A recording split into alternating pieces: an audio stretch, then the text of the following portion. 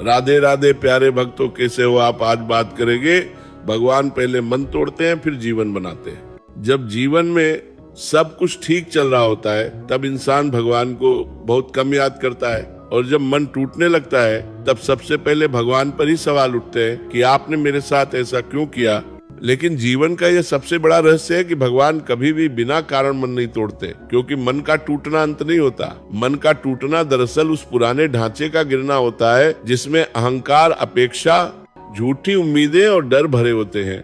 और जब तक ये ढांचा खड़ा रहता है तब तक जीवन नया नहीं बन सकता। जैसे किसान अगर पुरानी फसल की जड़ें नहीं काटे तो नई फसल उगी नहीं सकती, वैसे ही भगवान जब किसी जीवन को नया बनाना चाहते हैं तो सबसे पहले उस मन को तोड़ते हैं जो पुराने बोझ से भरा हुआ होता है। और ये टूटन बहुत दर्द देती है, क्योंकि मन हमेशा नियंत्रण चाहता है। मन चाहता है कि सब कुछ उसके अनुसार चले, रिश्ते, परिस्थितियां, भविष्य, लोग, सब कुछ। लेकिन जीवन नियंत्रण से नहीं, समर्पण से खुलता है, और मन को ये बात स्वीकार नहीं होती। इसलिए जब भगवान नियंत्रण छीनते हैं तब मन रोता है, तड़पता है, शिकायत करता है। और यही वो अवस्था है जहाँ इंसान सोचता है कि भगवान ने उसे छोड़ दिया, जबकि सच इसके ठीक उल्टा होता है। भगवान तब सबसे ज्यादा पास होते हैं जब मन टूट रहा होता है, क्योंकि भगवान का काम जोड़ना नहीं, भगवान का काम साफ करना है। और सफाई हमेशा पहले गंदगी दिखाती है। जैसे घाव भरने से पहले दर्द देता है, वैसे ही आत्मा के भरने से पहले मन टूटता है। कई लोग कहते हैं कि मेरा जीवन बिखर गया, मेरा रिश्ता टूट गया, मेरा भरोसा खत्म हो गया, मेरा मन अब पहले जैसा नहीं रहा। और यही सबसे बड़ा संकेत होता है कि जीवन अब पहले जैसा रहेगा भी नहीं, क्योंकि अब वो कुछ नया बनने वाला है। लेकिन नया बनने से पहले पुराना जाना जरूरी है, और यही जाने की प्रक्रिया सबसे कठिन होती है, क्योंकि हम आदतों से चिपक जाते हैं। चाहे वे आदतें हमें दुखी क्यों न देती हो, हम दुख को भी पहचान बना लेते हैं। और जब भगवान वो पहचान तोड़ते हैं तो हमें लगता है कि हम ही टूट गए, जबकि असल में सिर्फ हमारी झूठी पहचान टूट रही होती है। वो पहचान जो कहती थी कि मैं यही हूँ, मेरा जीवन बस इतना ही है, मेरे साथ हमेशा ऐसा ही होगा। और जब ये पहचान टूटती है तो भीतर खालीपन आता है, डर आता है, असुरक्षा आती है। लेकिन यही खालीपन सबसे बड़ा वरदान है, क्योंकि खाली जगह में ही कुछ नया उतरता है। भरे हुए मन में भगवान के लिए कोई जगह नहीं होती। इसलिए भगवान पहले मन को खाली करते हैं, और ये खालीपन हमें असहनीय लगता है, क्योंकि हमने कभी शून्य में रहना सीखा ही नहीं। हमने हमेशा कुछ न कुछ पकड़ कर रखा, कोई रिश्ता, कोई सपना, कोई लक्ष्य, कोई भूमिका। और जब वो सब छिन जाता है तो हमें लगता है कि अब मैं कौन हूँ। और यही सवाल जीवन का सबसे पवित्र सवाल है, क्योंकि जब तक तुम ये नहीं पूछते कि मैं कौन हूँ, तब तक तुम वही बने रहते हो जो समाज ने तुम्हें बना दिया। लेकिन जिस दिन मन टूटकर ये पूछता है कि मैं कौन हूँ, उसी दिन आत्मा की यात्रा शुरू होती है। और यही यात्रा भगवान का असली उपहार है। पर मन इसे सजा समझता है, क्योंकि मन आराम चाहता है, सुरक्षा चाहता है। लेकिन आत्मा जागृति चाहती है, और जागृति कभी आरामदायक नहीं होती। वो झकझोरती है, हिलाती है, पुराने ढांचे गिराती है, ताकि भीतर कुछ सच्चा खड़ा हो सके। इसलिए अगर आज तुम्हारा मन टूटा हुआ है, अगर तुम्हें लग रहा है कि कुछ भी पहले जैसा नहीं रहा, अगर तुम्हें अपने ही विचार अजनबी लगने लगे हैं, तो समझ लेना कि भगवान तुम्हारे जीवन में बहुत गहरा काम कर रहे हैं। क्योंकि जब भगवान दूर होते हैं तब जीवन सपाट चलता है, कोई बड़ा झटका नहीं लगता, कोई गहरी पीड़ा नहीं होती। लेकिन जब भगवान पास होते हैं तब जीवन में उथल पुथल आती है, क्योंकि भगवान तुम्हें तुम्हारे असली रूप में लाना चाहते हैं, न कि उस नकली रूप में जो तुमने समाज के डर से पहन रखा है। और इस प्रक्रिया में सबसे पहले टूटता है मन, क्योंकि मन ही सबसे बड़ा झूठा सहारा होता है। मन कहता है कि मैं सब समझता हूँ, मैं सब कर लूंगा, मैं सब संभाल लूंगा। लेकिन जब परिस्थितियां मन से बड़ी हो जाती हैं, तब मन घुटनों पर आ जाता है, और उसी क्षण पहली बार इंसान सच में झुकता है। अहंकार नहीं, हृदय झुकता है। और यही झुकना प्रार्थना है, बिना शब्दों की, बिना मंदिर की, बिना मंत्र की। और ये प्रार्थना इतनी सच्ची होती है कि भगवान उसे अनसुना नहीं कर सकते। इसलिए जब मन टूटता है तो भीतर से एक आह निकलती है जो भगवान तक सीधी पहुंचती है, और तभी जीवन का पुनर्निर्माण शुरू होता है। लेकिन ये पुनर्निर्माण बाहर से नहीं दिखता, ये भीतर से होता है। पहले भीतर शांति आती है, फिर धैर्य आता है, फिर समझ आती है, और बहुत बाद में परिस्थितियां बदलती है। लेकिन हम उल्टा चाहते हैं, हम चाहते हैं कि पहले परिस्थितियां बदलें तब हम शांत होंगे। लेकिन भगवान पहले भीतर बदलते हैं, फिर बाहर। और इसलिए हमें लगता है कि कुछ नहीं हो रहा, जबकि बहुत कुछ हो रहा होता है। बस दिखाई नहीं देता, जैसे बीज मिट्टी के नीचे अंकुर बनाता है। बाहर कुछ नहीं दिखता, लेकिन भीतर जीवन आकार ले रहा होता है। इसीलिए अगर आज तुम्हारा मन टूटा है तो खुद को कमजोर मत समझो। ये कमजोरी नहीं, ये विनम्रता की शुरुआत है। और विनम्र व्यक्ति सच में मजबूत होता है, क्योंकि उसके पास खोने के लिए कुछ नहीं होता। उसने खुद को भगवान के हाथों में रख दिया होता है। और जब जीवन भगवान के हाथों में चला जाए तो डर अपने आप विदा हो जाता है। फिर दुख भी आता है तो वो गहरा नहीं लगता, पीड़ा भी आती है तो वो सिखाने लगती है। और धीरे धीरे तुम्हें ये एहसास होने लगता है कि जो कुछ टूट रहा था वो मेरा नहीं था, वो तो सिर्फ एक परत थी, और जो बच गया वही असली मैं हूँ। शांत, सरल, स्वीकार करने वाला। और इसी अवस्था में जीवन नया आकार लेने लगता है। नए रिश्ते नहीं बल्कि नए नजरिए, नई उपलब्धियां नहीं बल्कि नई दृष्टि। और यही सबसे बड़ा परिवर्तन है, क्योंकि जब दृष्टि बदल जाती है तो जीवन अपने आप बदल जाता है। और तब तुम पीछे मुड़कर देखते हो तो पाते हो कि जिस टूटन को तुम अभिशाप समझ रहे थे वही तुम्हारी सबसे बड़ी कृपा थी। क्योंकि अगर वह न होती तो तुम कभी खुद तक नहीं पहुंचते, तुम हमेशा बाहर ही भटकते रहते। और अब तुम भीतर आ गए हो, शांत हो, हल्के हो, भरोसे में हो। और यही भरोसा भगवान का असली दिया हुआ उपहार है, क्योंकि जिसके पास भरोसा आ गया उसे कुछ भी कमी नहीं रहती। और यही कारण है कि भगवान पहले मन तोड़ते हैं फिर जीवन बनाते हैं, क्योंकि टूटे हुए मन से ही नया जीवन जन्म लेता है। और जब ये भरोसा धीरे धीरे भीतर जमने लगता है तब तुम्हें यह भी समझ आने लगता है कि जो कुछ तुम्हारे साथ घटा वह तुम्हें कमजोर बनाने के लिए नहीं था, बल्कि तुम्हें झूठे सहारों से मुक्त करने के लिए था।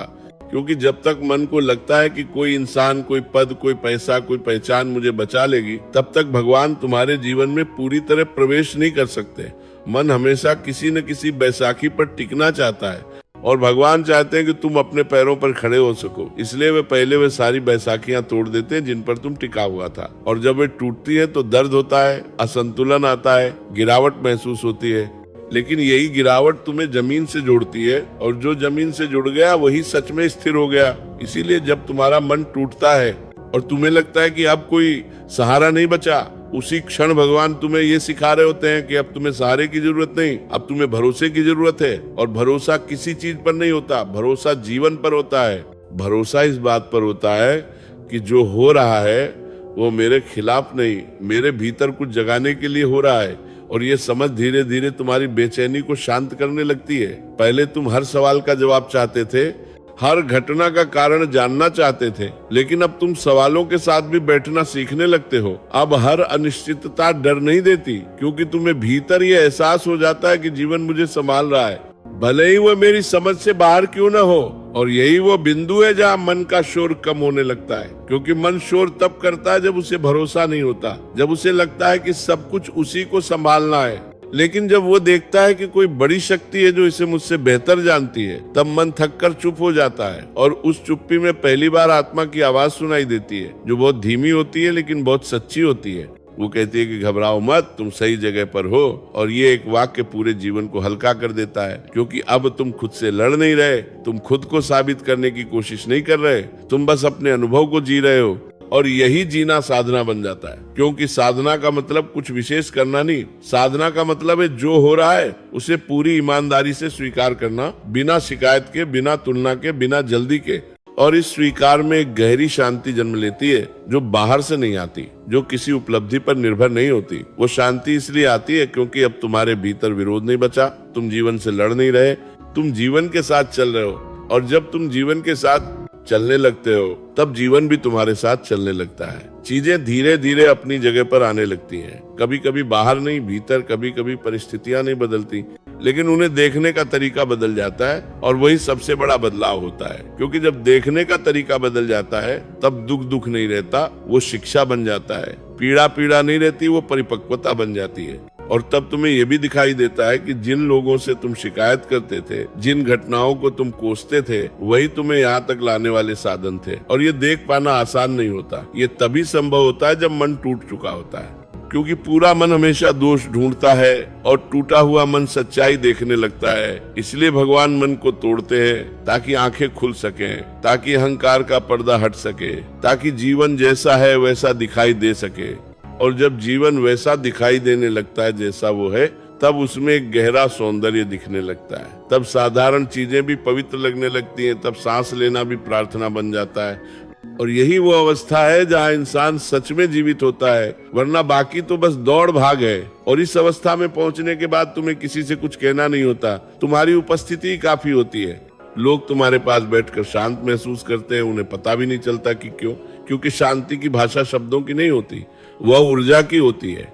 और ये ऊर्जा उसी के पास होती है जिसने कभी गहराई से टूटने का अनुभव किया हो, जिसने अंधेरे में बैठकर भी भरोसा नहीं छोड़ा हो। और अंत में तुम ये समझ पाते हो कि भगवान तुम्हें तोड़ते नहीं, वे तुम्हें मुक्त करते हैं। वे तुम्हारे जीवन को बिगाड़ते नहीं, वे तुम्हें जीवन से परिचित कराते हैं। और जो इस परिचय को स्वीकार कर लेता है वही डर से बाहर आ जाता है, वही सच में जीना शुरू करता है। और यही कारण है कि टूटे हुए लोग अक्सर सबसे ज्यादा करुणामय, सबसे ज्यादा शांत और सबसे ज्यादा सच्चे होते हैं, क्योंकि उन्होंने जीवन को उसकी गहराई में देखा होता है। और जब तुम वहां तक पहुंच जाते हो तब तुम्हें किसी और प्रमाण की जरूरत नहीं रहती, तब तुम्हारा टूटा हुआ मन ही तुम्हारा सबसे बड़ा गुरु बन जाता है। और वही तुम्हें हर पल ये याद दिलाता है कि जो कुछ भी हो रहा है वो तुम्हें बिगाड़ने के लिए नहीं, तुम्हें बनाने के लिए हो रहा है। और जब ये समझ और गहरी होती चली जाती है तब तुम्हें ये भी साफ दिखाई देने लगता है कि मन के टूटने के बाद जो डर आता है वो असल में डर नहीं होता, वो खालीपन से पहली मुलाकात होती है। और खालीपन से मन हमेशा डरता है, क्योंकि मन का अस्तित्व ही शोर से चलता है, विचारों से चलता है, योजनाओं से चलता है। लेकिन जब सब योजनाएं गिर जाती हैं, सब उत्तर टूट जाते हैं, तब मन के पास करने को कुछ नहीं बचता।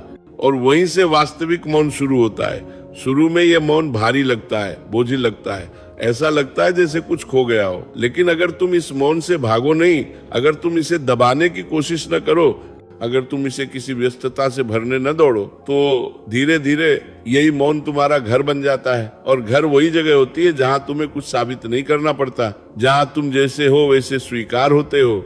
और यही स्वीकार तुम्हें पहली बार सच्चा विश्राम देता है, क्योंकि अब तुम किसी भूमिका में नहीं हो, न सफल व्यक्ति की, न असफल व्यक्ति की, न मजबूत की, न टूटे हुए की। अब तुम बस हो, और होना अपने आप में पर्याप्त है। ये एहसास आते ही भीतर से एक गहरी थकान उतर जाती है, वर्षों की, जन्मों की।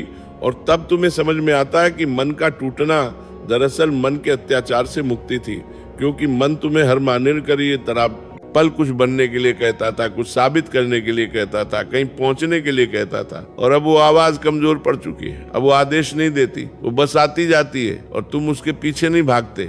यही असली स्वतंत्रता है। और इसी स्वतंत्रता में भगवान का अनुभव होता है, किसी रूप में नहीं, किसी नाम में नहीं, बल्कि एक भरोसे के रूप में, एक गहरी अनुभूति के रूप में कि मैं अकेला नहीं हूँ, जीवन शत्रु नहीं है। और ये अनुभूति किसी किताब से नहीं आती, ये केवल टूटन से आती है। इसीलिए जिनका मन कभी टूटा ही नहीं, वे भगवान को शब्दों में खोजते रहते हैं। और जिनका मन टूट चुका होता है, वे भगवान को मौन में पा लेते हैं। और मौन में पाया गया भगवान कभी खोया नहीं जा सकता, क्योंकि शब्द छीन सकते हैं, विश्वास नहीं, परिस्थितियां बदल सकती हैं, भरोसा नहीं।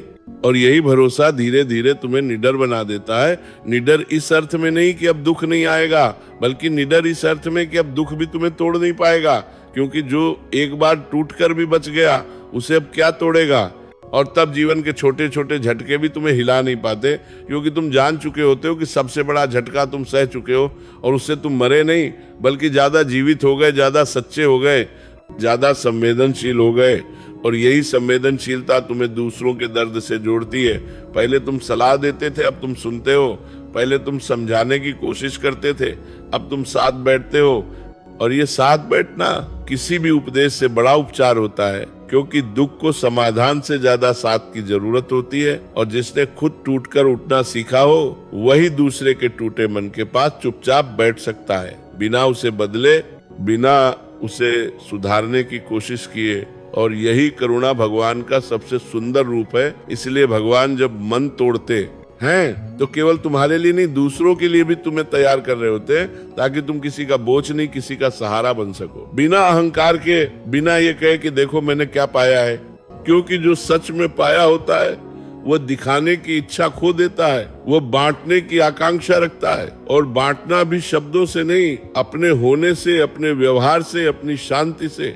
और इस शांति में एक अजीब सी ताकत होती है जो बिना जोर लगाए काम करती है, जो किसी को दबाती नहीं बल्कि उठाती है। और यही वो जीवन है जिसे भगवान बनाना चाहते हैं। एक ऐसा जीवन जो बाहर से साधारण दिखे, लेकिन भीतर से रोशन हो, जहाँ व्यक्ति भीड़ में भी अकेला न हो और अकेले में भी खोया हुआ न हो। और अंततः जब तुम इस पूरी यात्रा को देखोगे तब तुम्हें यह साफ दिखाई देगा कि भगवान ने तुम्हारा मन इसलिए नहीं तोड़ा था कि तुम्हें दुख दिया जाए, बल्कि इसलिए तोड़ा था कि तुम्हें झूठे दुखों से मुक्त किया जाए, ताकि तुम उस आनंद तक पहुंच सको जो किसी कारण पर निर्भर नहीं होता, जो बस होने से पैदा होता है। और यही आनंद जीवन की अंतिम उपलब्धि नहीं, बल्कि जीवन का स्वाभाविक स्वभाव है, जिसे तुम भूल गए थे और जिसे याद दिलाने के लिए भगवान ने तुम्हारा मन तोड़ा, ताकि तुम्हें तुम्हारा असली जीवन लौटा सके।